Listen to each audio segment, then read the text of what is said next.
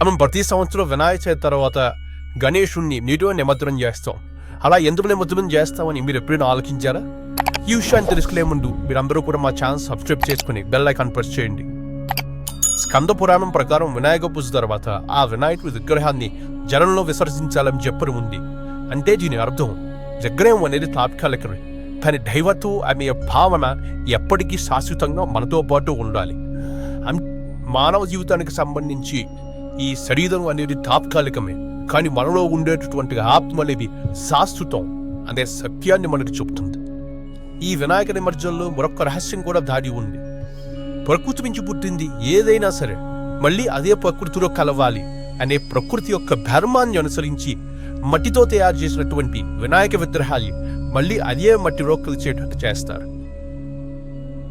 మరి గణేష్ నిమజ్జనం అనేది వేరుక మరియు వీర్కోరు మాత్రమే కాదు, గణేశుడు ఎప్పుడూ కూడా మనతో పాటు మన హృదయాల్లో ఉంటాడనేదే భావన. ఇదండి ఈరోజు వీడియో. ఈ వీడియోపై మీ అభిప్రాయాన్ని కామెంట్ రూపంలో తెలియజేయండి. అలాగే ఈ వీడియో నచ్చితే లైక్ చేయండి, షేర్ చేయండి.